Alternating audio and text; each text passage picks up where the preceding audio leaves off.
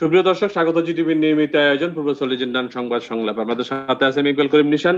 আজ আমরা কথা বলবো সমসাময়িক বিষয় নিয়ে। আমাদের আলোচক প্যানেলে আছেন নোয়াখালী বিজ্ঞান ও প্রযুক্তি বিশ্ববিদ্যালয়ের সাবেক ভাইস চ্যান্সেলর এবং ঢাকা বিশ্ববিদ্যালয়ের বর্তমান শিক্ষক অধ্যাপক ডক্টর এম ওয়াহিদুজ্জামান। আছেন আমাদের সাথে এফবিসিসি এর পরিচালক এবং বাংলাদেশ রেস্তোরাঁ মালিক সমিতির প্রেসিডেন্ট খন্দকার রুহুল আমিন সিআইপি। আছেন আমাদের সাথে চট্টগ্রাম মেডিকেল কলেজ ও হাসপাতালের সহকারী অধ্যাপক ডক্টর ফরিদা ইয়াসমিন সুমি। এছাড়া আমাদের সাথে যুক্ত হবেন ঢাকা সাংবাদিক ইউনিয়নের সভাপতি কুদ্দুস আফরাদ। আপনাদের আপাতত তিনজনকে স্বাগত। আমরা আশা করছি যে খুব দ্রুতই কুদ্দুস ভাই আমাদের সাথে যোগ দিতে পারবেন। আমরা আলোচনা শুরু করছিলাম অধ্যাপক ডক্টর এম ওয়াহিদুজ্জামান, আপনাকে দিয়ে আমরা যে বিষয়টি দেখলাম সবচেয়ে আলোচিত বিষয় এই সময়ের যে এই যে গ্যাস লাইনের লিকেজ থেকে নারায়ণগঞ্জের মসজিদে বিস্ফোরণ ঘটলো এবং এতগুলো প্রাণহানি ঘটলো এবং তিতাস কর্তৃপক্ষ তাদের 8 জন কর্মকর্তাকে বরখাস্ত করেছে। এর মধ্যে এই টোটাল বিষয়টা আপনাকে কিভাবে ভাবাই? ধন্যবাদ আপনাকে এবং এই কাজী টিভির দর্শক শ্রোতা সবাইকে শুভেচ্ছা জানাই। আমরা অত্যন্ত একটা ক্রাইসিসের মধ্যে যাচ্ছি, কোভিড-19 এবং পাশাপাশি এই যে কয়েকটা ঘটনা খুবই মর্মান্তিক। বিশেষ করে মসজিদে বিস্ফোরিত হয়ে আগুনে যে এতগুলো লোকের প্রাণ গেল এবং আরো যারা আছে তারাও খুব ক্রিটিক্যালি 2-1 জন সার্ভাইভ করতে পারে, যে দুর্ঘটনা শুনছি।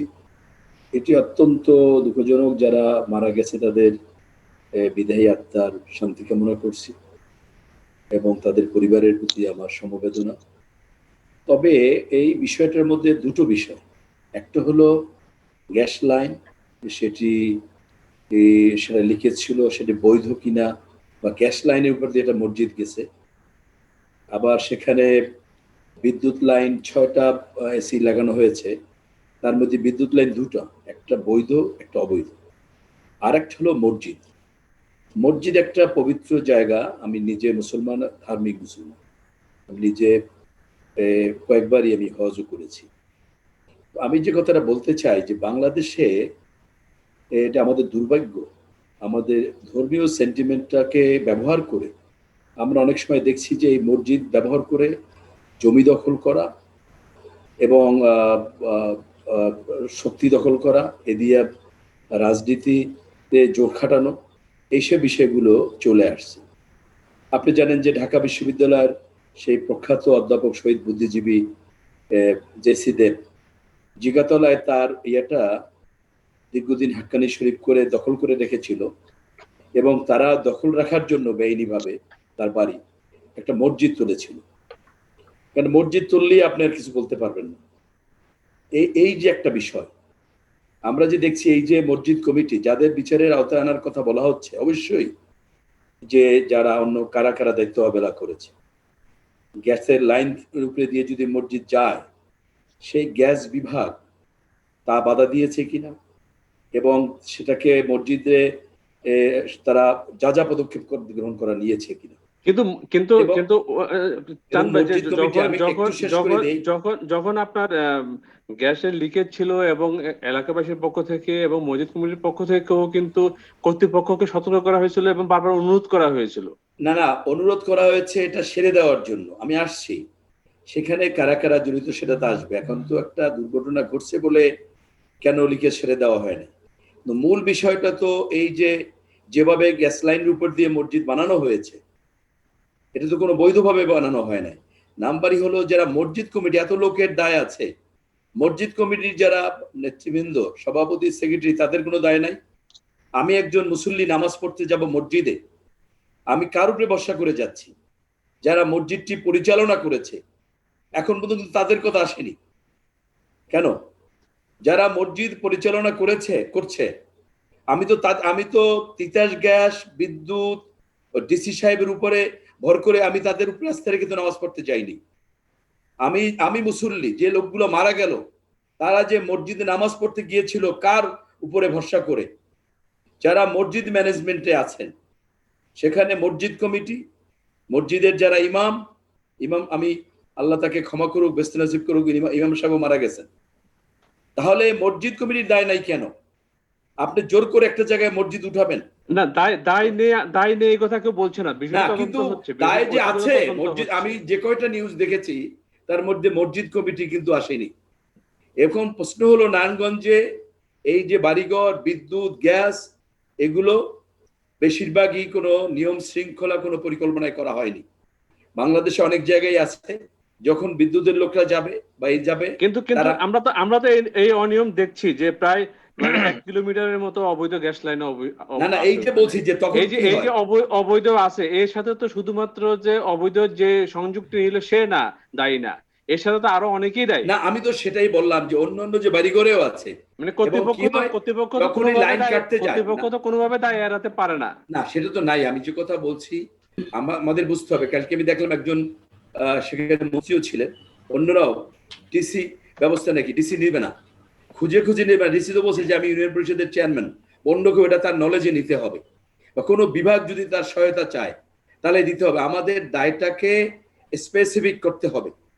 আমার কথা হলো, আমরা দেখছি যে যখন এই ধরনের লাইন কাটতে যায় বা ব্যবস্থা নিতে যায়, তখন লোকাল লোক এবং যারা নেতৃত্ব দেয় দলমত নির্বিশেষে তারা সংগঠিত হয়ে বাধা প্রদান করে।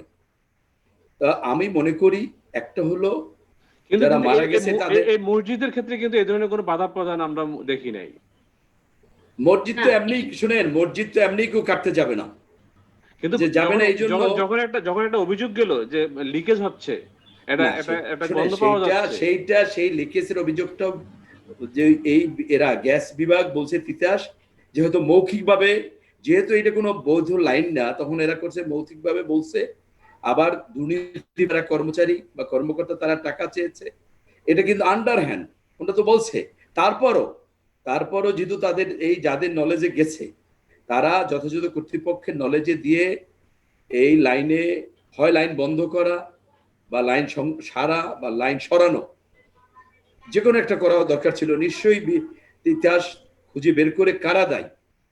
কারণ কিন্তু আমরা আমরা আমরা আশা করবো যে আসলে কারা কিন্তু দায়ী আমি আমি যে কথাটা এই বিষয়টি প্রথম, বের হয়ে আসবে। শোনেন, আমি প্রথম ধাপেই যে কথাটা বলতে চাচ্ছি, এই বিষয়ে আজকের দেশে দুর্নীতি বিরোধীও নানা অভিযান চলছে, আমরা দেখছি।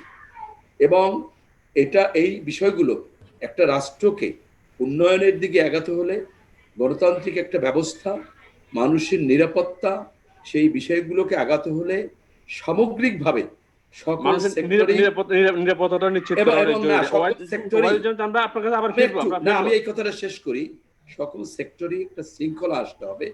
এবং সেখানে প্রশাসন, জনগণ, সামাজিক যারা নেতৃত্ব, রাজনৈতিক নেতৃত্ব, এই মসজিদের ইমাম, এরাও একটা নেতৃত্ব, শিক্ষা প্রতিষ্ঠানে যারা প্রধান রয়েছেন, শিক্ষক রয়েছেন, সবাই মিলে সহায়তা করতে হবে। এবং আমি মনে করি এইটাকে ইস্যু করে আজকে দেখতে হবে যে এই ধরনের এই বিপজ্জনক বা নিয়মের বাইরে, শৃঙ্খলার বাইরে বিদ্যুৎ, গ্যাস সহ যে বিষয়গুলো আছে, সেটা দুর্নীতির বিরুদ্ধে যেমন জিরো টলারেন্স করে ব্যবস্থা নেওয়া হচ্ছে, এখানেও সরকার সকলের সহায়তা নিয়ে সেই পদক্ষেপ নেবে আমি সেটা নেবে, আমরা ওই আশাবাদ ব্যক্ত করি। খন্দকার রুহুল আমিন, একজন নাগরিক হিসেবে আপনি কিভাবে দেখছেন? একই প্রশ্ন আপনার কাছে, আসলে আপনাকে কিভাবে ভাবায় এই বিষয়টি? জি, ধন্যবাদ। এবং বিশেষ করে গাজী টিভির কলা কৌশলী এবং যারা দেখছেন সবার প্রতি আমার শ্রদ্ধা। আর আমাদের প্রফেসর সাহেবের বক্তব্য খুব মনোযোগ দিয়ে আমি শুনছিলাম। তবে প্রকৃত পক্ষে যে জিনিসটা আছে, যে সংশ্লিষ্ট যে যে সেক্টর আছে, যেমন তিতাস, তা তিতাসের সেই জিনিসটা আমরা যেটা দেখেছি যে মসজিদের ভিতর দিয়ে যে পাইপ যাওয়ার কথা বলেছে, অ্যাকচুয়ালি কিন্তু সেটা নয়, মসজিদের পাশে দিয়ে গিয়েছে। মসজিদের পাশে দিয়ে গেছে কিন্তু মসজিদের ভিতর দিয়ে যায়নি। কিন্তু এখানে আমাদের কথা হলো যে এই ধরনের কোনো কর্মকাণ্ড হলে হঠাৎ করে দেখা যায় যে কয়েকজনকে বদলি করা হয়, ওখান থেকে সরিয়ে দেওয়া হয়। এটাকে আমি মনে করি যে মানুষের বা সাধারণ জনগণের দৃষ্টিটা অন্যদিকে নিয়ে যাওয়া, এটা মোটেও ঠিক নয়। এবং কোনোভাবেই তিতাস কর্তৃপক্ষ তারা দায় এড়াতে পারে না। এখানে এইটাও কিন্তু সত্যি কথা যেটা বলা হয়েছে, যে এখানে 50,000 টাকা চাওয়া হয়েছে যে লাইন সরিয়ে দেওয়া বা এখানে গ্যাস বের হচ্ছে, এখানে দুর্ঘটনা হতে পারে, তারা শুনেছে, তারা বলছে হ্যাঁ আসছি, পাঠাচ্ছি। এবং কেউ যদি কথা বলে তাদের কাছে 50,000 টাকা দাবি করা হয়েছে। আর এখানে দেখা গিয়েছে যে তিতাসের যে এমডি উনি বলছেন যে প্রমাণ কি, তো এটা তো প্রমাণ থাকার কথা নয়। আর এখানে তো প্রথমেই দেখতে পাবো প্রমাণ না চেয়ে আপনার যারা এই ধরনের কর্মকর্তা আছে তারা কি এই ধরনের করে কিনা। আমরা তো প্রতিনিয়ত বিভিন্ন গণমাধ্যমে দেখতে পারি যে একজন মিটার রিডার, একজন ইন্সপেক্টর, তার 4টা 5টা বাড়ি হয়। এই বাড়িটা কিভাবে আসে এইটা যদি আমরা দেখতে পারি, এবং কিছু কিছু দেখেছি যে তিতাসের কোন কর্মকর্তা তাদের 3টা 4টা ইন্ডাস্ট্রিও আছে। এবার আপনি দেখুন না যে গাজীপুরের সাভারে কি অবস্থা, ওখানে কি অবস্থা হচ্ছে, ওখানে প্রচুর গ্যাস আপনার লিকেজ হচ্ছে, ওখানে ভয় দুর্ঘটনা বলা হচ্ছে, কিন্তু সেখানে সেভাবে কেউ যাচ্ছে না, যেটা বর্তমানে এখন যাচ্ছে। এখন দেখেন প্রতিটা ক্ষেত্রে তারা খুব অ্যাক্টিভ, প্রত্যেকটা জায়গায় তারা দেখছে, তারা খুঁজে বের করছে, কিন্তু হোয়াই নট এটা রাউন্ড দ্য ইয়ার, এটা সারা বছর ব্যাপী এটা কেন হয় না? তারা ভিজিলেন্ট টিম আছে, তাদের এই ধরনের কর্মকর্তা আছে, তারা যদি অ্যাক্টিভ হতো তো এই ধরনের দুর্ঘটনা আমরা এড়াতে পারতাম।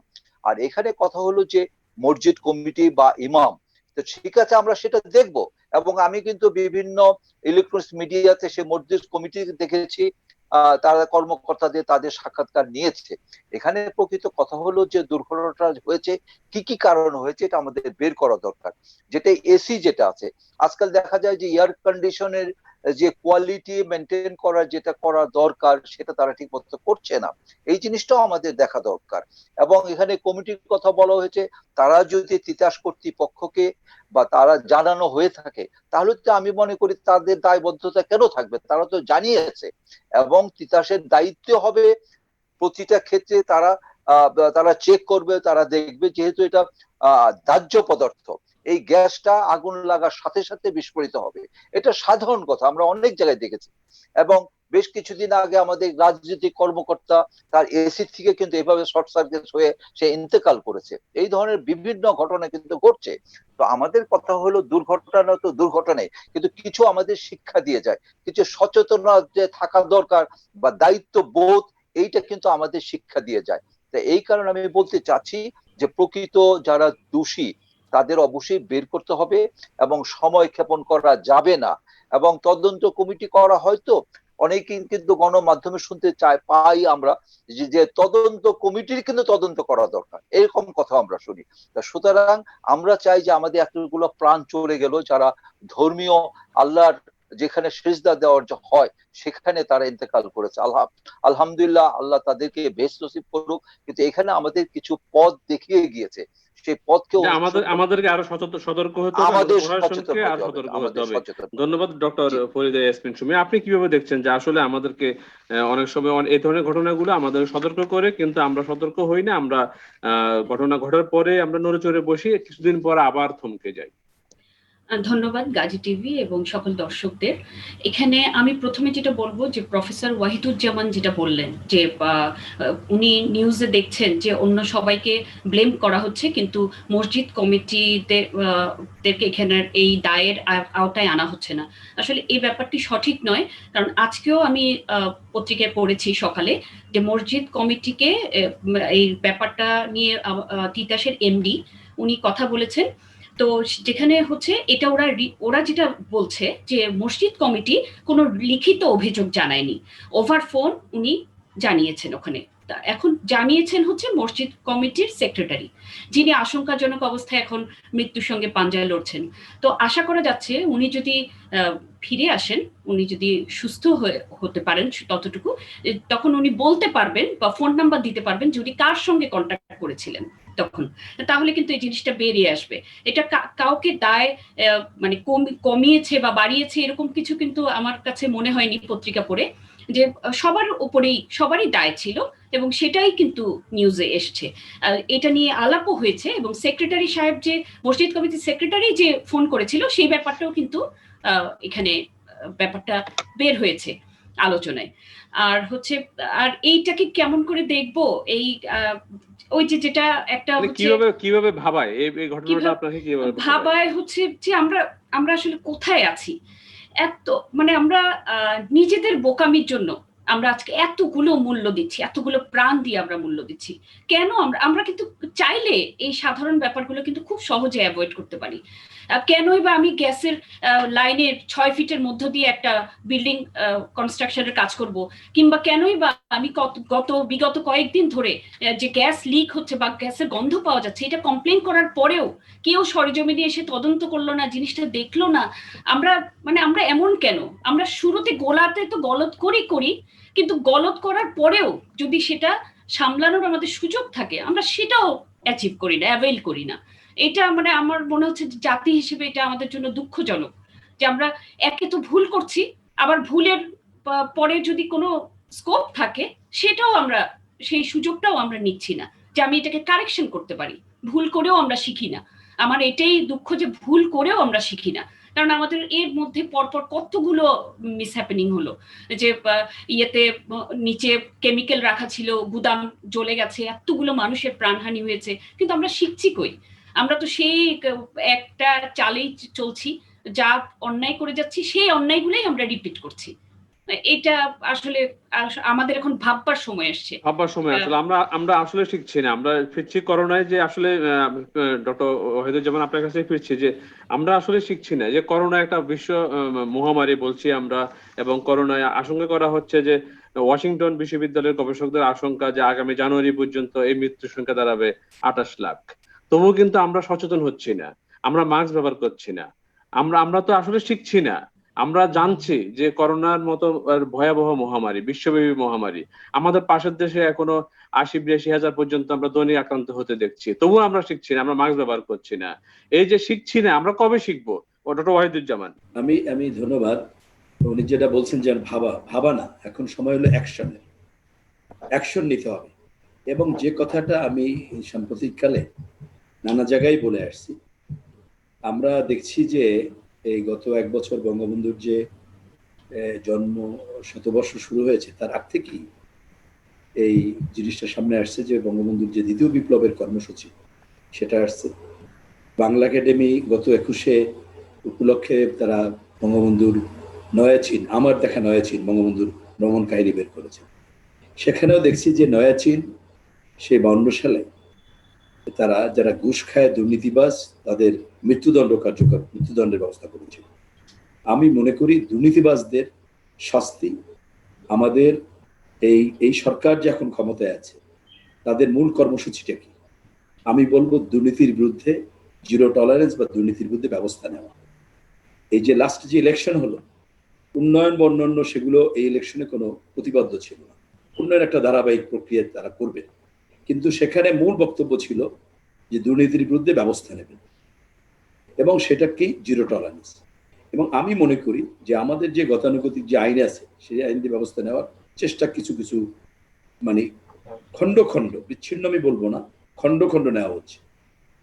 দুর্নীতির বিরুদ্ধে সামগ্রিক ব্যবস্থা নিতে হলে প্রথমত আইন করতে হবে, যে একটা হলো সর্বোচ্চ শাস্তির ব্যবস্থা করতে হবে। একটা লোক দুর্নীতি করলো, মনে করেন একটা ওষুধ, জাল ওষুধ বানানো, নকল, সে ওষুধ খেয়ে, কিন্তু আমরা যে মাস্ক ব্যবহার করছি না না, আমি আসছি না, অনেক লোক মারা যেতে পারে না। মাস্ক আমি করছি না, ইন্ডিভিজুয়াল। শোনেন, আমাদের যে দুর্নীতির ইয়েটা আপনি যদি বলেন, এই যে মেডিকেল ইন্ডাস্ট্রি গুলো আমাদের, দেখেন করোনা উপলক্ষে প্রত্যেকটা মেডিসিন কোটি কোটি পিস বিক্রি হচ্ছে, যেগুলো নর্মাল ভিটামিন ট্যাবলেট, সিবিড, নানা, কিন্তু প্রত্যেকটা ওষুধের প্যারাসিটামল থেকে শুরু করে প্রত্যেকটা দাম বাড়ানো হয়েছে। পৃথিবীর আমার মনে হয় বাংলাদেশ ছাড়া আর কোথাও দাম বাড়ানো হয়েছে আমার জানা নেই। নিউ ইয়র্কে যখন লকডাউন হয়, এই যে আমাদের চরিত্র খারাপ, নিউ ইয়র্কে লকডাউন যখন হয়, যে খাবার শেষ হয়ে গেছে, কোনো জেনারেল স্টোরে 1 টাকাও বাড়েনি, কিন্তু বাঙালিদের যে ছোট ছোট দোকান, সেখানে ওই 30 টাকাটা $60 করেছে। বাংলাদেশে এই যে মেডিসিন, যারা একেবারে এস্টাবলিশড ইন্ডাস্ট্রি, যারা দুর্নীতি করছে, নকল, তারা তো দুর্নীতিবাজ। কিন্তু আপনি দেখেন, আমি নাম ধরে প্যারাসিটামল আমি বললাম, তার দাম বেড়েছে। দাম তো কমবে। আগে যদি তাদের মনে করেন 1 কোটি বিক্রি হয়ে থাকে, এখন বিক্রি হয়েছে 2 কোটি, 3 কোটি। সব জায়গায় তো বিক্রি, তাহলে তার দাম কমবে না? মাস্ক, এই মাস্কটা একটা 5 টাকারও কম, 50টা মাস্ক 150 টাকার 160 টাকায় বিক্রি হতো। সেই মাস্ক, একটা মাস্ক 50 টাকা হয়েছিল, এবং এখন 50 টাকা না, কিন্তু সেই মাস্কের দাম বাড়ানো হয়েছে। সে আগের ডিসেম্বরে আপনি যে দামে কিনছেন সেই দাম কিন্তু নেই। কেন? আপনি তো দাম কমাবেন। আগে কি মানুষ, কোটি কোটি মানুষ কি মাস্ক ব্যবহার করেছিল? আমি কি কোনো মাস্ক কিনতাম? এখন তো আমি 50 টাকা 50টা মাস্কের প্যাকেট, আমি কয়েক প্যাকেটই তো আমার কেনা হয়ে গেছে। এই যে এটাও দুর্নীতি, লোভী। আমরা লোভী প্রত্যেকে। কেমনে কোথা দিয়ে খাবেন আপনি? কি কিন্তু আমরা মসজিদ, মাস্ক ব্যবহার কি করছি না মন্দির? কেন? আমরা মাস্ক ব্যবহার করছি না আমরা কেন? আমরা আমরা আছি। আমি সেটা গেলাম আপনার এই যে ব্যবসায়িক আইন, দুর্নীতি আছে এইটা আমাদের। এটাও যদি আপনি বলেন, আমি এই জন্য আমি ওই নারায়ণগঞ্জ থেকে আসি, ভুল বোঝার কোনো ইয়ে নাই। সংশ্লিষ্ট যারা দায়ী তাদের তো অবশ্যই বিচারের আওতায় আনতে হবে, এবং শুধু একটা ঘটনা না, আরো ঘটবে। এই যে দুর্নীতি করে একজন মিটার রিডার বাড়ি বানায়, এই জন্যই তো বলছি যারা ঘুষখোর, দুর্নীতিবাজ, অবৈধ সম্পত্তির মালিক, তাদের সর্বোচ্চ শাস্তি মৃত্যুদণ্ড থেকে নানা পর্যায়ে করা, আর হলো তাদের সমগ্র সম্পত্তি বাজেয়াপ্ত করা। একটা লোক যদি দুর্নীতিতে শাস্তি হয়, সে দুর্নীতির পরিমাণ যাই হোক না কেন, যেমন সে দুর্নীতিতে করলে ইলেকশন দাঁড়াতে পারবে না, শাস্তি হলো তার সমগ্র সম্পত্তি যদি বাজেয়াপ্ত করে। সাম্প্রতিক দুই একটা ঘটনায় আমরা সুপ্রিম কোর্ট থেকে দেখছি, যেমন শাহেদের ঘটনায় বলা হয়েছে যে সমগ্র অ্যাকাউন্টের টাকাকে ফ্রিজ করার জন্য। এইরকম আমার হলো যে আমাদের আইন করে সেটি করতে হবে। আইন তো এটা আছে, যদি আমরা আইন করি, তো আছে, আইন তো না আছে। না না নাই, আইন এটা নাই, আইনে এটা নাই। এই আমরা যদি এই আইনটা করি, এখন শাস্তির মাত্রা বাড়ানো, আর হলো যে দুর্নীতি করবে, যেমন ব্রিটেনে আপনি এই যে বাঙালিরা বা অন্যরা ট্যাক্স ফাঁকি দেয়, ধরা পড়লে তার সমগ্র কিছু বাজেয়াপ্ত হয়ে যায়। কিন্তু ট্যাক্স ফাঁকির আইন তো আমাদের দেশেও আছে। না, কিন্তু আমাদের দেশে আছে, আপনি মনে করেন যেটা আমাদের দেশে আছে উল্টা, আপনি সম্পদ বানাইলেন, ওইটাকে ট্যাক্স দিয়ে সাদা বানাতে পারবেন। এবং দেশের ওটা তো আপনি সুযোগ দিচ্ছেন বলে, দেশের ওটা তো আইনে না, প্রধানমন্ত্রী, ওটা শোনেন, আইনে না, আইনে ওটা আছে, দেশের সুযোগ দেয়া হচ্ছে। শোনেন, দেশের প্রাক্তন প্রধানমন্ত্রী একেবারে এক যুগ অর্থমন্ত্রী ছিল, এক গ্রুপ মানুষ বলতো উনি একেবারে পৃথিবীর সেরা অর্থমন্ত্রী, তারা কালো টাকাকে সাদা বানিয়েছিল। আপনার মনে আছে যে অনিলিভেনের ইয়েতে বেগম খালেদা জিয়া এবং সাইফুর রহমান, মরহুম সাইফুর রহমান, তারা সাদা বানিয়েছিল। আপনি বলবেন রাষ্ট্র সুযোগ দিয়েছে, রাষ্ট্র তো চোরদের সুযোগ দিয়েছে। কি করবে রাষ্ট্র? আমাদের ওই জায়গাটা ক্লিন আসতে হবে।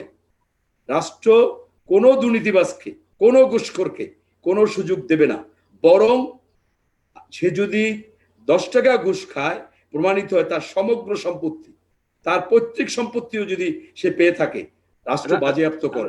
রাষ্ট্র তাই বলছে, আমরা রাষ্ট্র তাই বলছে, আমরা তাই শুনছি যে রাষ্ট্র তাই আইন বলছে করে যে দুর্নীতির বিরুদ্ধে জিরো টলারেন্স। না না, এটা বলছে, শোনেন, আমি তো এই কথাই বলতে চাচ্ছি। কাউকে ছাড় দেয়া হবে না না। না, আমি এই কথাই বলছি, মাননীয় প্রধানমন্ত্রী, ছাড় দেয়া হবে না। আমার মাননীয় প্রধানমন্ত্রী, ফিরবো আপনার কাছে, আমরা যাবো। আমি এই কথাটা বিশেষ করে এটা মাননীয় প্রধানমন্ত্রীর আহ্বান, যে পদক্ষেপ নিয়েছেন সেই পদক্ষেপকে বাস্তবায়নের জন্য আইনের সংস্কার করে এই ধরনের কঠোর আইনও পার্লামেন্টে পাশ করেন।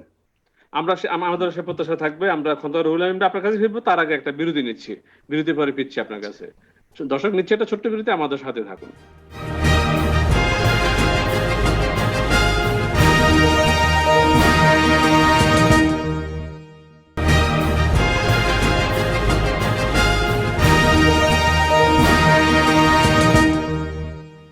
সুপ্রিয় দর্শক, আবারও স্বাগত জিটিভির নিয়মিত আয়োজন প্রফেসর লিজেন্ডার সংবাদ সংলাপ। আপনাদের সাথে আছে আমি ইকবাল করিম মিশন। আমরা কথা বলছিলাম সমসাময়িক বিষয় নিয়ে। আমাদের আলোচক প্যানেলে আছেন নোয়াখালী বিজ্ঞান ও প্রযুক্তি বিশ্ববিদ্যালয়ের সাবেক ভাইস চ্যান্সেলর এবং বর্তমানে ঢাকা বিশ্ববিদ্যালয়ের শিক্ষক অধ্যাপক ডক্টর এম ওয়াহিদুজ্জামান, আছেন এফবিসিসি এর পরিচালক এবং বাংলাদেশ রেস্তোরাঁ মালিক সমিতির প্রেসিডেন্ট খন্দকার রুহুল আমিন সিএপি, আছেন আমাদের সাথে চট্টগ্রাম মেডিকেল কলেজ ও হাসপাতালের সহকারী অধ্যাপক ডক্টর ফরিদা ইয়াসমিন সুমি এবং ঢাকা সাংবাদিক ইউনিয়নের সভাপতি কদুস আফরাদ ভাই। কদুস আফরাদ ভাইকে আমরা প্রথম পর্বে পাইনি, আশা দ্বিতীয় পর্বে আমরা পেলাম।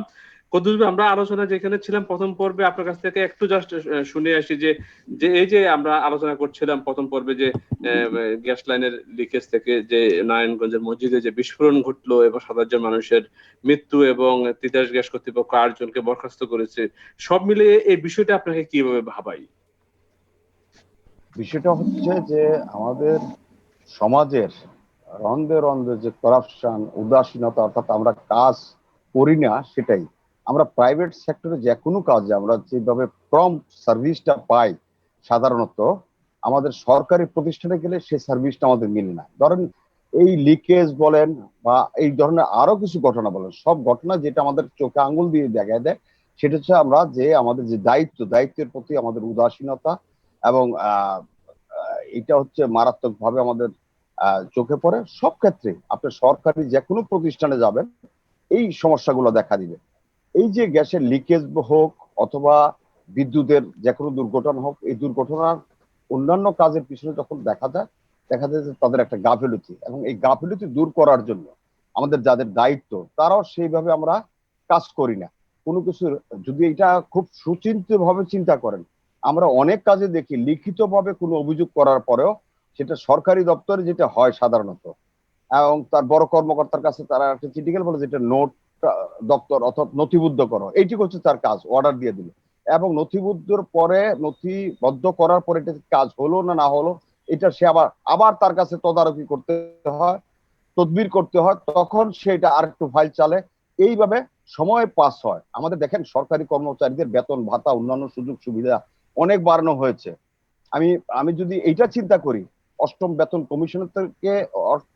কমিশনে তাদের যেভাবে বেতন ভাতা বৃদ্ধি করা হয়, তখন একটা কথা বলা হয়েছিল, এতে কাজের মান বাড়বে, কাজের গতি বাড়বে, সরকারি কর্মচারীরা অন্যান্য প্রাইভেট সেক্টরের কর্মকর্তাদের চেয়ে বেতন তাদের বৃদ্ধি করার পরে তারা আরো গতিশীল হবে। কিন্তু আমরা সেটা দেখি নাই। আমরা যা দেখি আগে যা ছিল এখনো তা আছে। ঘুষ দুর্নীতি বেড়ে গেছে, মানে বকশিস ছাড়া অর্থাৎ হাত পাতা ছাড়া কিছু হয় না। এইটা একটা বড় গাফিলতি, এবং এই গাফিলতি গুলো যদি আমরা দূর করতে না পারি, অর্থাৎ এই গাফিলতি গুলাকে অ্যাটেনশন না করি এবং ভালো ব্যবস্থা না নিই, তাহলে এইসব সম্ভব না। যত কিছু হোক, এই ধরনের মৃত্যু, রোড অ্যাক্সিডেন্ট বলেন, অন্যান্য কাজ বলেন, সব কাজেই আমাদের এখন পুলিশের কথা যদি বলি, পুলিশের বেতন তো কম না, কিন্তু পুলিশের কত পার্সেন্ট তাদের মান উন্নয়ন ঘটছে, অর্থাৎ তাদের যে সার্ভিসের মান উন্নয়ন কত পার্সেন্ট ঘটছে, সেটা আমাদের বিবেচনা করতে হবে। এই যে তিতাসের কথা বলেন, তিতাসের একজন মিটার রিডারের যখন বাড়ি গাড়ি সবকিছু থাকে, আর ওরা নিজেরা কিন্তু কাজ করে না। দুর্ভাগ্য হচ্ছে ওরা আবার সাব কন্ট্রাক্টে দিয়ে দেয় সব কাজ। সাব কন্ট্রাক্ট মানে আবার প্রপার সাব কন্ট্রাক্ট না, দেখা গেল লোকালি একটা এলাকায় গ্যাসের কাজ যে করে তাকে এই কাজগুলো দিয়ে দেওয়া হয়, যার করার কথা সে করে না। এই এই এই এই যে আমাদের সমস্যা, দায়িত্ব অবহেলা বলা যায় এই ক্ষেত্রে। এই যে সমস্যাগুলো অ্যাটেনশন করে এবং শক্ত হাতে শক্তভাবে আইনি বিধিবিধান অনুযায়ী তাদের বিরুদ্ধে যদি ব্যবস্থা নেওয়া যায় তাহলে হবে। আমি যেখানে চাকরি করি, আমার সামান্যতম গাফিলতি হলে আমাকে ওই জায়গা থেকে রিমুভ করে দিতে পারে, রিমুভ করার ক্ষমতা আমার জাস্ট উপরের বছরই আছে। কিন্তু এই জিনিসটা হচ্ছে সরকারি কর্মচারীদের বা কর্মকর্তাদের নাই। এই কারণেই এই গাফিলতি গুলো হবে। বাংলাদেশে যতদিন এই জায়গাটা ভালোভাবে অ্যাটেনশন না হবে, শক্ত হাতে অ্যাটেনশন না হবে, ততদিন এগুলা কমানো যাবে না। ধন্যবাদ। আমরা খন্দকার আপনি কি এর সাথে কিছু যুক্ত করতে চাচ্ছেন সংক্ষেপে? হ্যাঁ, যুক্ত তো অবশ্যই করতে চাই যে প্রতিটা ক্ষেত্রে আমরা বিশেষ করে সরকারি এবং অটোনোমাস যে সমস্ত গভর্নমেন্ট ডিপার্টমেন্ট আছে, যে এই ধরনের ঘটনা কিন্তু প্রায়ই হচ্ছে। যেমন আপনার ধরুন এই যে বিভিন্ন রাস্তাঘাটে যে অ্যাক্সিডেন্ট গুলা হচ্ছে, কেন হচ্ছে? সেখানে দেখা গিয়েছে যে যে হেল্পার ছিল বা মাত্র কাজ শিখতে আসছে তাকে দিয়ে গাড়ি চালিয়েছে, এই কারণে অ্যাক্সিডেন্ট হয়েছে। তদ্রুপ আমাদের এখানে ইলেকট্রিক ডিপার্টমেন্ট বলেন, ওয়াসা বলেন আর গ্যাস বলেন, যে কথাটা ভাই বললেন না যে তারা একদম সাব কন্ট্রাক্টে দেয়, সে না যেয়ে মিটার রিডিং থেকে আরম্ভ করে সবকিছুই কিন্তু তার যে অ্যাসিস্ট্যান্ট আছে সে নিজে তাকে বেতন দেয় বা তাকে দিয়ে চালায়, এবং এই বেতনটাও কিন্তু যেখান থেকে রিডিং নিয়ে আসে তাদের কাছ থেকে তোলা হয়। তো এইগুলো যদি আমরা বন্ধ না করতে পারি, এগুলো যদি আমরা মূল্যে না যেতে পারি, তো কোনো জায়গা থেকে কিন্তু আমরা বেরিয়ে আসতে পারবো না। আমাদের যার যার দায়িত্ব যেটা আছে, দায়িত্ব বোধ থেকে যদি আমরা সচেতন না হই, আত্ম সহনশীল না হই, এবং যারা ভুল করেছে তারা যদি রেকটিফাই হওয়ার কথা চিন্তা না করে, সেখানে কিন্তু আগানো যায় না। এখানে দেখা গিয়েছে যে যে যে ডিপার্টমেন্টে, বিশেষ করে আপনি যে কথাগুলো বললেন যে এখন করোনা ভাইরাস চলছে, এখন ঊর্ধ্বগতি অল্প কিছুদিন পর হয়তো নামার দিকে যাবে, ঊর্ধ্বগতি না হলে কিন্তু নিম্ন গামী হবে না। তো এখানে আমাদের সচেতনতা যেটা অভাব আছে, তবে সচেতনতাকে আমাদেরকে সৃষ্টি করতে হবে। এই যে মার্কসের কথা বলা হয়েছে, মার্কস কিন্তু আমরা আমরা আপনি আমরা এখনো ফিরবো পড়বেন। রুলেন্ডে আপনার কাছে ফিরবো আমরা এই বিষয়ে। আমরা এই বিষয়ে প্রথমে যাচ্ছি ডক্টর ফরিদা ইয়াসমিন সুমির কাছে। আসলে কি করোনা কি আছে না গেল আমাদের? আমরা রাস্তায় বের হলে কিন্তু আমরা সেই চিত্র আসলে বুঝতে পারি না। রাস্তায় এত ভিড়, এত যানজট, মানুষের মুখে আমরা মাস্ক দেখছি না। মানুষ রাস্তায় মানে হাটে বাজারে সব জায়গায় মানুষ ভিড়ের মধ্যে কাউকে মাস্ক দেখছি না। আমরা ফুটপাতে আমরা মানুষকে চা খেতে দেখছি, কোনো মানে তো কোনো কিছু তোয়াক্কাই নাই। মনেই হচ্ছে না যে আসলে করোনা বলতে কিছু আছে। আপনার চিকিৎসাবিদ্যা কি বলে, করোনা কি আছে না গেছে? করোনা আছে, আছে এবং আছে, এটা আসলে, এবং থাকবে। আসলে আছে শুধু না, এটা থাকবে। এটার যে পরিমাণে স্ট্রেন চেঞ্জের ক্যাপাবিলিটি, তাতে আমার মনে হয় না যে ভ্যাকসিনেও যে খুব একটা সুবিধা করতে পারবে তা না। ভ্যাকসিন আপনাকে লাইফ লং কিন্তু ইমিউনিটি দিবে না এই ভাইরাস থেকে। কাজেই করোনা আছে। এখন মাস্ক কেন পরছে না মানুষ, সেটা হচ্ছে প্রথম থেকে কিন্তু আমরা দেখেছি যখন চারপাশে ছড়ালো এবং মানুষ একটা প্যানিকের মধ্যে হলো, তখন কিন্তু মানুষ ঠিকই কিছু স্বাস্থ্যবিধি অন্তত মেনে চলেছে। কিন্তু যখন একটা পর্যায়ে দেখেন, এই আজকে 8ই সেপ্টেম্বর, আজকে 6 আজকে মাস হয়ে গেল। ঠিক বরাবর 6 মাস হয়ে গেল। এখন কথা হচ্ছে প্রথম 3 মাস 4 মাস কিন্তু তারা স্বাস্থ্যবিধি মেনেছে এবং ঘরে থেকেছে। বিভিন্ন আয় ইনকামের পথ তারা বন্ধ করে দিয়েছে যে আগে বাঁচি। কিন্তু কাহাতক আপনি যদি এখন 6টা মাস, সে তো আর এভাবে বাসায় বসে থাকতে পারে না। এখন যদি আপনি ওর দায় দায়িত্ব না নেন, ওর ভরণ পোষণের, ওর সলভেন্সির, ওর স্বাচ্ছন্দ্যের, তাহলে সে বেরোতে বাধ্য। আর সে যখনই সে কন্টিনিউয়াস স্পন্টেনিয়াসলি এবং আগের মতো কার্যবিধিতে সে জড়িয়ে পড়বে, তখন কি আর এই স্বাস্থ্যবিধিটা মেনে তার পক্ষে ওই লেভেলের একটা মানুষের জন্য কতটুকু আমরা ধরতে পারি যে ফিজিবল? কারণ সে একজন ঠেলা গাড়িওয়ালা ঠেলা ঠেলবে, কিংবা একটা রিক্সা চালক রিক্সা চালাবে, বা শ্রমিকরা কাজ করবে, তারা কি করে মাস্ক পরবে? আর সাধারণ মানুষরাই, তারাই বা কিভাবে? আমরা যদিও আমাদেরকেও সেম কন্ডিশনে আমরা পিপি পরে মাস্ক পরে আমাদেরকে ঘন্টার পর ঘন্টা থাকছি, কিন্তু আপনি সব লেভেলের, সব এডুকেশন লেভেলের মানুষকে আপনি এটার জন্য আসলে দায়ী করতে পারবেন, মানে তাদেরকে ব্লেম দিয়ে দেওয়া যাবে না, তবে তাদেরকে কনভিন্স করতে হবে, মোটিভেট করতে হবে যে স্বাস্থ্যবিধি মেনে চলা। 6 মাসও পারলাম না, আর কবে পারবো আমরা? 6 মাসও পারলাম না। আমরা পারিনি, সেটাই বলছি যে আপনি তো ওদের সাপোর্টের কি ব্যবস্থা করেছেন, তাদেরকে রিহেবিলিটেশনের কি ব্যবস্থা করেছেন? ও তো আর বাসায় বসে থাকতে পারছে না, তাকে তো বেরোতে হচ্ছে। আর যখন বেরোতে হচ্ছে, সে সকাল থেকে সন্ধ্যা পর্যন্ত কাজ করবে, এর মধ্যে কিছুটা সময় সে মাস্ক ছাড়া থাকবেই, এটা আপনি ধরে নিতে পারেন। আমাদের আসলে মানে শুধু যে ওই যে একটা কথা বলে না যে পেটে খেলে পিঠে সয়। এখন আপনি স্বাস্থ্যবিধি শিখাবেন, কিন্তু সে কি করে পেটে ভাত জোগাবে, সারাদিনের একবেলা ভাত খাবে, সেটার যদি কোনো দিক নির্দেশনা না থাকে, ও এখন সে ছেড়ে দিছে যে এমনিও মরবো, না খেয়েও মরবো, আর করোনাতেও মরবো। মানুষের মানে যে একটা সবারই একটা তো লিমিট থাকে, লিমিটেশনস থাকে, বা যে পর্যন্ত বাউন্ডারি থাকে, যে এই পর্যন্ত সে এটা শুনবে বা তার যে দৈনন্দিন প্রাত্যহিক কাজগুলো করবে। এখন একটা পর্যায়ে গিয়ে মানুষ এখন হাল ছেড়ে দিয়েছে। আবার ফিরবো আপনার কাছে। আমরা যাচ্ছি একটু ডক্টর ওয়াহিদুজ্জামান আপনার কাছে। আপনি শুনছিলেন ডক্টরের কাছ থেকে যে আসলে করোনা নিয়ে এত উচ্ছ্বসিত হওয়ার কিছু নেই। করোনা আসলে আমাদের কোন পর্যায়ে আছে আমরা এখনো জানি না। করোনা আসলে মহামারী, এবং ভ্যাকসিন আসার পরও করোনা চলে যাবে আমরা এই কথাও আশা করতে পারি না। তারপরও আমরা এই শহরেই দেখছি যে আমরা অনেক শিক্ষিত লোকজনই আমরা মাস্ক ব্যবহার করছি না। আমরা হাটে বাজারে যাচ্ছি মাস্ক ছাড়াই, আমরা ফুটপাতে বসে চা খাচ্ছি মাস্ক ছাড়াই, আমরা ফুটপাতে ঘুরছি মাস্ক ছাড়াই। যে শুধুমাত্র যে আমাদের জীবন জীবিকার প্রয়োজনে আমরা ছুটছি, সেই শুধু ওই জায়গাটায় আমরা বৃত্তবন্দী না। এই বৃত্তবন্দির বাইরেও কিন্তু আমরা নর্মাল লাইফে, নর্মাল আড্ডায়, নর্মাল আমাদের সোশ্যাল গ্যাদারিং এ কিন্তু আমরা মাস্ক ইউজ করছি না। এই ক্ষেত্রে কি আমরা সাধারণ মানুষরা আসলে উদাসীনতাটা কেন আসলো, উদাসীন কেন আমরা 6 মাসেও কেন মানুষকে বুঝাতে পারলাম না যে করোনা আসলে একটা ভয়াবহ মহামারী? হয়তো যেমন ধন্যবাদ। দেখেন, একটা হলো ঠিকই বলছেন যে আমি মনে করি যে এখন করোনা ঘরে ঘরে, কারণ করোনা হয় নাই এমন কোনো পরিবার পাওয়া যাবে কিনা কঠিন। যে হয় আমার হয় নাই, হয়তো আমার কোনো আত্মীয় হয়েছে, আমি যা দেখছি। তো এখন বিষয়টা হলো যারা জীবিকার জন্য করছে, সেখানে আমার ক্ষুধা লাগলে খেতে হবে, এটা কিন্তু মাস্ট। আমি কালকে আমার কি হবে, করোনা তো আপনি হবে এটা নিশ্চিত, এটা মাস্ট না। আর করোনা হলেই যে আপনি মরে যাবেন তাও মাস্ট না, সার্ভাইভালি আছে। নাম্বার 1 হলো আমাদের সার্ভাইভালি এটা ভালো, বাংলাদেশের ইমিউনিটিটা বেশ স্ট্রং। এটা আমরা যেমন ভেজাল খেতে খেতে একটা মানে অনেক কিছুই আমাদের বডির ভিতরেই রেসিস্টেন্স গড়ে উঠেছে।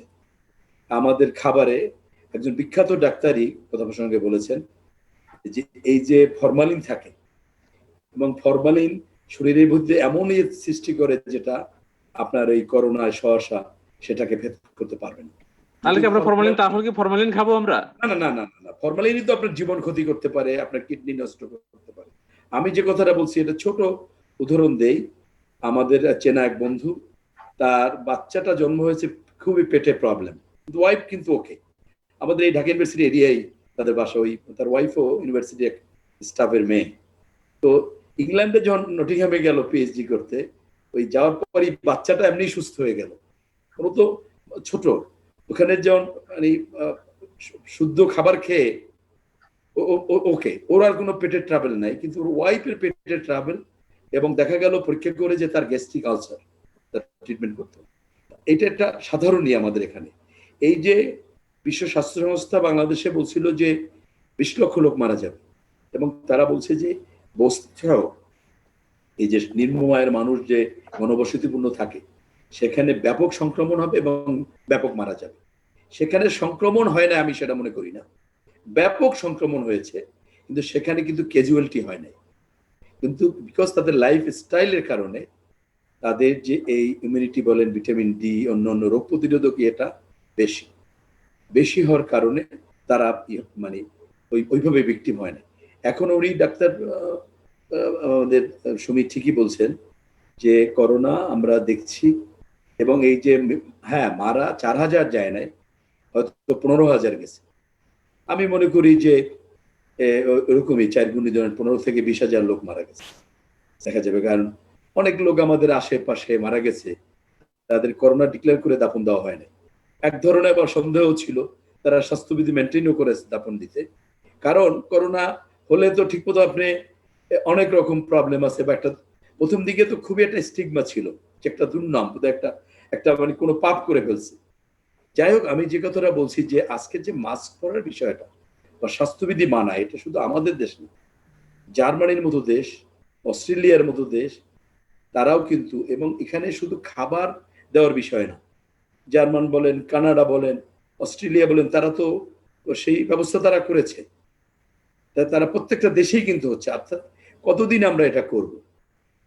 এখন তার মধ্যে আমাদের, উনি যেটা বলছে আমিও একমত, যে একটা হলো যে আমাদের এই যে দেখেন ইন্ডিয়াতে, দিল্লিতে যখন বেশি ধরা পড়ছে তখন টেস্ট তারা বাড়াই দিয়েছে, 11 থেকে 12 লক্ষ টেস্ট তারা প্রতিদিন করছে। দেখা গেছে 44% থেকে 45% হচ্ছে অ্যান্টিজেন টেস্ট, আর পিসিআর টেস্ট হচ্ছে 55 to 56, এবং সেখানে ইয়েও বাড়ছে। আমাদেরও যেটা করতে হবে আমি মনে করি যে আমাদের এই টেস্ট বাড়ানো, মানুষকে সেখানে এনকারেজ করা, তাহলে অ্যাটলিস্ট আইসোলেশন বা অন্যান্য দিয়ে রাখা যাবে। আর যতটুকু আপনি সচেতন করতে পারেন, তবে কিছু কিছু ক্ষেত্রে বাধ্যবাধকতা করা, যেমন তামিলনাড়ুতে করেছে গভর্নমেন্ট, সেখানে জরিমানার ব্যবস্থা করেছে। এখন কোথায় আপনি বাধ্যবাধকতা করবেন? এই যে ট্রান্সপোর্টেশন, আমি তো মনে হয় যে এই যে সেপ্টেম্বরের কামিং উইক, আমার মনে হয় কামিং উইকে যদি ঠিকমতো পরীক্ষা করে অনেক বেড়ে যাবে এই করোনা। কারণ এই যে ট্রান্সপোর্টেশনটা, পাবলিক ট্রান্সপোর্ট, রেল সহ যে আগের জায়গায় যে নেওয়া হয়েছে, এবং সেখানে আমরা মাস্ক ব্যবহার করলেও উঠে বসে সিটে মাস্কটাকে খুলে রাখছি, বা ড্রাইভার, এই জায়গাগুলোতে আমার মনে হয় কতগুলো জায়গা, প্রাতিষ্ঠানিক জায়গাগুলোতে একেবারে আইন করে সরকারের জরিমানার ব্যবস্থা করে বাধ্য করা উচিত। আর রাস্তাঘাটে অন্যান্য জায়গা, দোকান টোকান যেগুলো আছে না প্রাতিষ্ঠানিক জায়গা, যে আপনি পড়বেন, এবং সেই জায়গাগুলো যদি মানে মোটামুটি মানুষ করে, তাহলে অ্যাটলিস্ট আমরা যারা মেনটেন করতে চাচ্ছি তারা কিন্তু তাহলে নিরাপদ। আপনি একটা দোকানে যাবেন, সেই দোকানদার যদি মাস্ক না পরে, তাহলে আপনি আপনি যতই পড়েন কেমনে পড়বেন? হ্যাঁ, দোকানদার যদি পরে, আমি অন্তত যদি মেনটেন করি, তাহলে আমি কিন্তু আমার সেফটিটা আমি মেনটেন করতে পারবো। আমি আমি যারা মাস্ক পরে নাই তাদের মধ্যে আমি যাব না, আমি সেভাবে কাজটা করব। এই জন্য একটা হলো সচেতনতা করা, বৃদ্ধি করা, আর একটা আমার মনে হয় যে কিছু প্রাতিষ্ঠানিক বাধ্যবাধকতাও মানে আরো আরোপ সরকারি করে আমরা আবার আরোপ ফিরবো করা। আপনার কাছে, আরোপ আমরা করা। আবার ফিরবো আমরা কদুজ আপনাদের আপনার কাছে ফিরছি যে আমরা দেখছি যে ইউরোপ আমেরিকাতে অনেকে মাস্ক ব্যবহার করছেন না, মাস্ক ব্যবহারের বিপক্ষে তারা মিছিলও করছেন। তারপরে আমরা দেখছি কিন্তু ইউরোপ আমেরিকাতে সবগুলো শপে, তারপরে যে বড় বড় শপিং মলে কিন্তু বড় করে লেখা থাকে যে মানে মাস্ক ছাড়া প্রবেশ নিষেধ, মাস্ক ছাড়া কাউকে প্রবেশ না, করতে পড়তেই দেওয়া পারে হবে না, না, প্রবেশ এবং তারা বাধ্য করে মাস্ক প্রবেশ ছাড়া কেউ করতেই পারে প্রবেশ না। করতে পারে না। কিন্তু আমাদের ওয়াহিদুজ্জামান স্যারও বলছিলেন যে আইন করে আসলে বাধ্য করা উচিত এই মাস্ক ব্যবহারে, এবং এবং বিশেষজ্ঞরাও বলছেন যে এই করোনা মহামারীর এই সময়ে আসলে মাস্ক ব্যবহারই সবচেয়ে বড় সর্বোচ্চ প্রতিরোধের ব্যবস্থা, এবং করোনা থেকে মুক্তির একমাত্র উপায় এই মুহূর্তে মাস্ক মাস্ক মাস্ক। আপনার বক্তব্য কি? আপনিও দেখছেন, আপনিও গণমাধ্যম কর্মী হিসেবে আপনিও বিভিন্ন জায়গায় যাচ্ছেন, দেখছেন যে আসলে আমরা কত উদাসীন। ধন্যবাদ। এই আমাদের ডক্টর সুমি এবং আমাদের ওয়াহিদুজ্জামান, অধ্যাপক ওয়াহিদুজ্জামান ঠিকই বলেছেন। আসলে একটা হচ্ছে যে 6 মাস পার হয়ে যাওয়ার পরে মানুষ মানে একটা হাপিতের অবস্থা আর কি, তাদেরকে এটা মার্কস এতদিন লাগবে এটা ভাবে নেই, মেন্টালি প্রস্তুতি ছিল না। দেখেন, প্রাক্তন যে আমাদের ডিজি স্বাস্থ্য অধিদপ্তর আবুল কালাম আজাদ সাহেব একটা কথা বলছিলেন যে 2 বছরেও এই কোভিড এর পরিস্থিতি উন্নতি হওয়ার সম্ভাবনা খুব কম। এটা বলার পরে আমাদের টক শো বলেন, সাংবাদিক বলেন, সোসাইটি বলেন, রাজনীতিবিদ বলেন, খোদ শাসক দলের সাধারণ সম্পাদক বলেন, উষ্মা প্রকাশ করছিলেন। আমি সেই সময় থেকে আমি তার বক্তব্যকে ওন করছিলাম এই বলে, এত বড়, এত কঠিন, এত ব্যাপক একটা সংক্রমণ, এটা কি 2 মাস, 4 মাস, 6 মাস, এটা কিভাবে মানুষ ভাবছে? এটা 2 বছর না, এটা 5 বছর। ভ্যাকসিন প্রয়োগ করলো 5 বছরও এটা যাবে কিনা, কারণ আমরা তো এর আগের এর চেয়ে কম ক্ষমতার সম্পন্ন সংক্রমণ 10 বছরে দূর করতে পারিনি পৃথিবী থেকে, 20 বছরে করতে পারিনি। এটাকে 2 বছর উনি বলার পরে ওনাকে যাচ্ছে তাই ভাবে গালবন্ধ করা হয়েছে। আমি মনে করি এখনো বিশ্ব স্বাস্থ্য সংস্থা বলতেছে যেটা আরো অনেক দিন যাবে, ভ্যাকসিনও যে প্রয়োগ করার পর এটা শেষ হয়ে যাবে তা না। সুতরাং আমাদের রেহাই হচ্ছে স্বাস্থ্য বিধিগুলো অনুসরণ করা।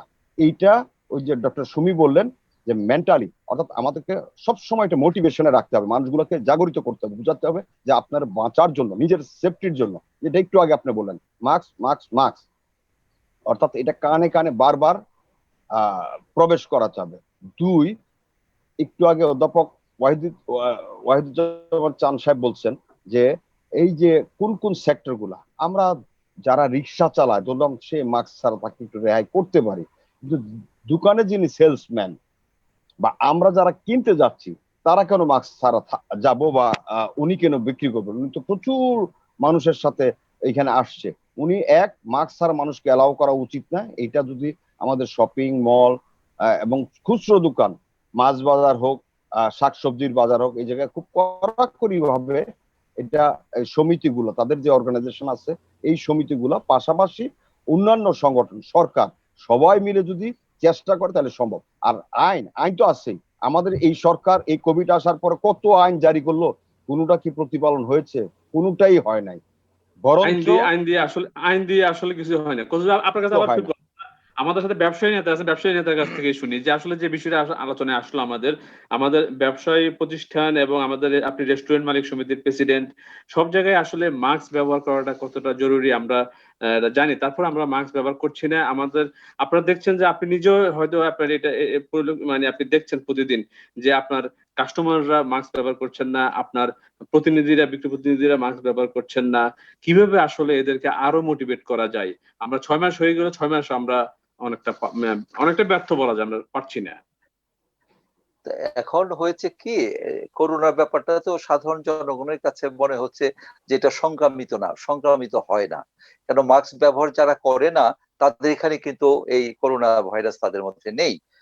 এবং গণমাধ্যমের মাধ্যমে আমরা দেখি যারা সচেতন, যারা সচ্ছল, যারা এগুলো মেনটেন করে, সেখানে করোনা হচ্ছে এবং ম্যাক্সিমামই অনেক ইন্তেকাল করছে। এই ধরনের কিন্তু একটা মন মানসিকতা আমাদের মধ্যে চলে আসছে। আর দ্বিতীয় কথা যেটা বলবো, কিছুটা আমাদের ওই ধরনের এফেক্ট হয়েছে আমাদের মেন্টালি, যেমন হসপিটালে গেলে, ক্লিনিকে গেলে সেখানে নেগেটিভকে পজিটিভ করা হয়, পজিটিভকে নেগেটিভ করা হয়। সেখানে ঠিক মতো আমাদের যে স্বাস্থ্য সেবা সেটা পায় না বিধায়ী কিন্তু সাধারণ রোগী বা জনগণ তারা কিন্তু হসপিটাল বিমুখ তারা হয়ে গেছে। হসপিটাল না যেয়ে বাসায় থেকেই কিন্তু তারা তাদের মতো চিকিৎসা করে তারা ভালো হয়ে যাচ্ছে। এই কারণে সাধারণ জনগণের মধ্যে সচেতনতা অভাবটা সৃষ্টি হয়েছে। এটা আমি যেহেতু বিভিন্ন পরিক্রমার মাধ্যমে এটা হয়েছে।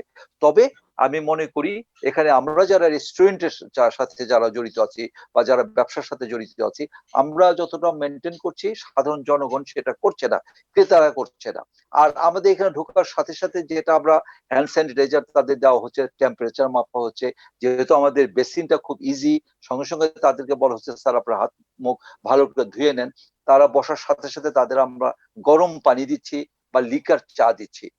সেখানে তারা বলে কি মাস্ক তো পরে আসে না, বলে আরে খেতে আসছি কিভাবে মাস্ক পরবো, মাস্ক পরলে কি খাওয়া যায় কিনা। তো যাই হোক, আমাদের সচেতনতা বাড়াতে হবে। বাড়াতে হলে যে কথা বলা হয়েছে আইন প্রয়োগের মাধ্যমে করা হবে, আইন প্রচুর আছে কিন্তু আমাদের প্রয়োগ আমাদের করা হয় না। তবে সচেতনার কোনো বিকল্প নেই। আমি যখন আমার রেস্টুরেন্টে বসি বা এটি আমার নিজের কাছে অন্তত 50 থেকে 100টা মাস্ক রাখি। অনেকে যারা যখন ঢুকে, বিশেষ করে ইয়াং ছেলেরা বা মেয়েরা তারা মাস্ক পরতে চায় না, তাদেরকে আমি নিজেই গিফট করি। গিফট করার পরে সে হেসে দিয়ে বলে হ্যাঁ আঙ্কেল আমি ব্যবহার করছি। এই ধরনের যদি আমরা নিজেদের মাধ্যমে চেষ্টা করছি তাহলে কিন্তু অনেকটা বেড়ে যাবে এবং এইভাবে কিন্তু আমাদেরকে সচেতনতা বৃদ্ধি করতে হবে। মানে আমাদের নিজেদের এই ধরনের উদ্যোগ আসলে আমাদের নিতে হবে যে মাস্ক একটা ক্যাম্পেইন, এবং আমরাও সবাইকে মাস্ক বিতরণ করি, এই ধরনের একটা ক্যাম্পেইনে বিতরণ যাওয়া করি আমাদের যে এইটা আসলে সবচেয়ে উচিত। সুন্দর ধন্যবাদ আপনার বিজ্ঞাপন কাছে, আবার হবে। ফিরবো। আমরা যাচ্ছি একটু ডক্টর ফরিদা ইয়াসমিন সুমি। আমরা একবারে শেষ দিকে, আমরা এক বাক্যে শুনতে যাচ্ছি যে আসলে করোনা আর কতদিন। এখন যে সিচুয়েশন আমরা দেখতে পাচ্ছি, হ্যাঁ, যে আমাদের শনাক্ত আমরা কিন্তু খেয়াল করলে দেখবো এখন আমাদের টেস্ট কিন্তু কমে গেছে। তা আমাদের তিনটা যে বলা হয় যে টেস্ট, ট্রেসিং এবং আইসোলেশন, এই তিনটা কিন্তু খুবই ম্যান্ডেটরি। টেস্ট করতে হবে কারণ আমাদের আক্রান্তের সংখ্যাটা সঠিক জানার জন্য টেস্ট বাড়াতে হবে। আর হচ্ছে যেটা ট্রেসিং, অর্থাৎ এই করোনা আক্রান্ত রোগীর সংক্রমণে যারা যারা এসেছেন তাদেরকে আইডেন্টিফাই করা। আর একটা হচ্ছে আইসোলেশন এবং তাদেরকে আলাদা করে রাখা। তো যেটা কথা হচ্ছে যে এই করোনার এখন যে সিচুয়েশনটা, আমাদের টেস্ট কমে গেছে, তবে মৃত্যু কিন্তু আমরা খেয়াল করলে দেখবো অতটা কমেনি। মৃত্যু কমেনি। আজকেও 36 জন মারা গেছে। এখন হচ্ছে কি যে এই করোনার ক্ষেত্রে যেটা হচ্ছে, যেই আমরা প্যাটার্নটা দেখতে পাচ্ছি, এটা কিন্তু দীর্ঘমেয়াদী আক্রমণের যথেষ্ট সম্ভাবনা রয়েছে। অর্থাৎ অতিমারিটা দীর্ঘমেয়াদী হবার কিন্তু একটা সম্ভাবনা রয়েছে। খুব অ্যাকিউট সিভিয়ার কেসগুলো কমে গেছে ঠিকই, কিন্তু এটা একটা দীর্ঘমেয়াদে আমাদের ভেতরে এটা রয়ে যাওয়ার একটা পসিবিলিটি কিন্তু এখন দেখা মানে যাচ্ছে। আপনি বলতে চাচ্ছেন যে এই করোনা নিয়ে আমাদের আরো অনেক দিন দীর্ঘমেয়াদী বসবাস দীর্ঘমেয়াদী আমাদের করতে হবে। যেতে হবে। অনেক হয়তো বা ধন্যবাদ। মৃত্যু কমিয়ে আনতে পারবো আমরা, কিন্তু আমাদের যে এখন চলাফেরা, এই যে আপনি যেটা বললেন মাস্ক পরছে না, কোনো স্বাস্থ্যবিধি মানছে না, তাতে কিন্তু আমরা এটা দীর্ঘমেয়াদী একটা সংক্রমণের দিকেই বিপজ্জনক ভাবে এগিয়ে যাচ্ছি। অনেক ধন্যবাদ আপনাকে। ওয়াহিদুজ্জামান চান ভাই, এক বাক্যে বলবেন, আমরা একবার শেষ দিকে এক বাক্যে। আমি এক বাক্যে যেটা বলতে চাচ্ছি, এই যে করোনা যাদের হওয়ার পর সার্ভাইভ করে সুস্থ হলো, তাদের মিডিয়া বলছে করোনা বিজয়ী না, তারা হলো করোনা ভিকটিম। কারণ করোনা একবার হওয়া মানে কিন্তু সে ভিকটিম, তার শরীরে ভবিষ্যতেও নানা ধরনের সমস্যা এক্সপোজড হতে পারে, আর না হলেও ভেতরে হবেই, কম বেশি হবেই। সুতরাং সেই জায়গা দিয়ে আমাদের বেরিয়ে আসতে হবে যে যাতে কোনো ক্রমে করোনা না হয়। আরেকটা হলো এই যে মাস্ক বলছেন আপনারা, তো মাস্ক তো একটা নিত্য প্রয়োজনীয় জিনিস। এটার উপরে গভর্নমেন্টের ওই যে যেমন পেঁয়াজের দামের উপরে ম্যাজিস্ট্রেটরা করে, এটার উপরেও করা উচিত। 1.5 টাকার মাস্ক, 50টা মাস্ক 150 টাকা ছিল, সেই মাস্ক অফিসিয়ালি 500 টাকা হবে কেন, 10 টাকা হবে কেন? সুতরাং এই মাস্কের যে দাম, এই যে দাম বাড়ছে, সেটা যাতে সেই ডিসেম্বরের জায়গায় ফিরে আনা, গভর্নমেন্টকে এ ব্যাপারেও ইন্ডাস্ট্রিগুলো যারা ইম্পোর্টার বসে যে না এটা ইরিজনেবল, 1.5 টাকার মাস্ক 2.5 টাকা হতে পারে, 2 টাকা হওয়া উচিত, কম 1 টাকা। আমি মনে করি মাস্কের দামটাকেও এবং করোনা যে মেডিসিন গুলো ইন্ডাস্ট্রিগুলো যে দামগুলো বাড়িয়েছে সেই বিষয়েও আমাদের নিয়ন্ত্রণে আনা এবং আমরা সবাই একজনকে সচেতন করব। এবং সবচেয়ে বড় কথা হলো যে করোনা হয়ে গেলে আমি বেঁচে গেলাম তা না, করোনা একবার যার হবে সে কিন্তু এক ধরনের ভিকটিম হলো। সুতরাং আমাদের সবাইকে এতটুকু সচেতন হতে হবে যে কোনো ক্রমে আমার না হয়, আমার পরিবারবর্গের না হয়, বা আমার দ্বারা অন্য একজনের কোনো ক্ষতি না হয়। সবাইকে ধন্যবাদ। ধন্যবাদ। কদুজ আফরাদ ভাই, এক বাক্যে। হ্যাঁ, একবার কি শেষ করছি। আসলে সবাই তো করোনা নিয়ে বললেন, আমি যেটা বলতে চাই সেটা হচ্ছে যে করোনাকে যদি আমরা দূর করতে চাই তাহলে যে এই মুহূর্তে সরকারের কাজ হবে একটা কম্বাইন্ড সারা দেশে একটা আন্দোলন গড়ে তোলা, দল মত নির্বিশেষে সব দলের কাজ হবে, সব সামাজিক সংগঠনের কাজ হবে, সাংস্কৃতিক সংগঠনের কাজ হবে। করোনার মূল জিনিসটাতে যেটা আমরা এখন গেলাম প্রতিবাদ্য বিষয় হচ্ছে লাস্ট আমাদেরকে মাস্কটা পরিধান করতেই হবে। এই জায়গাটা একটা। আর শান ভাই একটু আগে বললেন, খুবই ভালো কথা বলছেন যে মাস্কের মূল্য এত তারতম্য কেন। কেউ কেউ এখনো এই করোনার মাস্ক নিয়ে তো ব্যবসা করছে, এই ব্যবসায়ীদেরকে একবারে ফায়ারিং স্কোয়াডে খুব শর্ট টাইম বিচার করে 2-4 জনকে যখন মেরে ফেলা হবে তখন কিন্তু আর এগুলো হবে না। এইটা দরকার। এবং আমি মনে করি যে মাস্ক পরাটা যেরকম বিধিবিধান করা দরকার, সেরকম মাস্কের জন্য একটা আন্দোলনও দরকার, যে সবাইকে পড়তে হবে, যার যার সেফ সাইডটা করতে হবে। আর নাহলে কিন্তু করোনা আমাদেরকে গ্রাস করবে, আমরা ধন্যবাদ। কেউই রেহাই পাবো ধন্যবাদ না, কেউই বাঁচবো না। খন্দকার রুহুল আমিন ভাই, এক বাক্যে। হ্যাঁ, আমি স্পষ্ট যে কথাটা বলতে চাই, অ্যাকচুয়ালি মার্কসের এখন দাম কম আছে, 3 থেকে 4 টাকা আমি যে কোনো জায়গায় কিনতে পারছি, এটা কিন্তু সত্যি কথা, এবং প্রচুর পাওয়া যাচ্ছে। এখানে কেউ কেউ ডিপার্টমেন্ট তারা যদি বেশি দাম দিয়ে কেনে তাদের দায়িত্ব এটা। আর দ্বিতীয় কথা, যে কেমিক্যালের দামটা কিন্তু, যে কেমিক্যাল ইম্পোর্ট করা হয় সেটা কিন্তু প্রচুর দাম বেড়ে গেছে, এটা কিন্তু আমাদের খেয়াল করা দরকার। যেটা হ্যান্ড স্যানিটাইজার থেকে আরম্ভ করে বিভিন্ন ওষুধ যেটা হচ্ছে, কেমিক্যালের দাম প্রচুর বেড়ে গেছে, এটা আমাদের খেয়াল করতে হবে। তবে অবশ্যই স্ট্রং মনিটরিং এর মাধ্যমে যদি এটা কন্ট্রোল করা যায় তাহলে আমি মনে করি সবকিছু একটা আয়ত্তের মধ্যে আসবে। মনিটরিং এর কোনো বিকল্প নেই আমি মনে করি, এবং সচেতনতা বৃদ্ধি করতে হবে। এই মনিটরিংটা আসলে আরো অনেক অনেক বাড়াতে হবে। ধন্যবাদ আপনাকে। আমরা ডক্টর সুমি আপনাকে দিয়ে শেষ করতে না, চাচ্ছি। হ্যাঁ, এক বাক্যে বলবেন। এক বাক্যে যেটা কথা সেটা হচ্ছে স্বশিক্ষা থাকলে এবং ভেতর থেকে তাগিদ থাকলে আসলে কোনো কিছুই কোনো প্রবলেম না। আমরা যদি মাস্ক ইউজ করার ক্ষেত্রে আন্তরিক হই, আমার মনে হয় এখানে কোনো ক্রাইসিস না। আমরা সিগারেট খাচ্ছি, আমরা পান খাচ্ছি, আমরা কি এগুলো করছি না? চিপসের প্যাকেট তুলে দিচ্ছি বাচ্চাদের হাতে। আমরা এই জিনিসগুলো না করে আমরা কি একটা মাস্কের পেছনে খরচ করতে পারি না? আসলে এটা হচ্ছে ভেতর থেকে তাগিদ আসতে হবে এবং আমাদের আন্তরিকভাবে অনেক অনেক ধন্যবাদ। স্বাস্থ্যবিধি আসলে তাগিদটাই ভিতর থেকে তাগিদটাই। আসাটাই সবচেয়ে জরুরি। অনেক ধন্যবাদ জি, ডক্টর ফরিদা ইয়াসমিন সুমি, অনেক ধন্যবাদ ধন্যবাদ আপনাকে। অধ্যাপক doctor M A Wahiduzzaman, Khandakar Ruhul Amin, CIP, কদুজ আফরাদ, আপনাদের 4 জনকে অনেক ধন্যবাদ আমাদের সময় দেওয়ার জন্য। দর্শক, এই ছিল আমাদের আজকের আয়োজন। করোনার এই মহামারীর সময় সচেতন হন আরো অনেক বেশি। করোনাকালে নিরাপদ থাকুন, নিজের সুরক্ষা নিজে করুন, মাস্ক ব্যবহার করুন, শারীরিক দূরত্ব মেনে চলুন। শুভরাত্রি।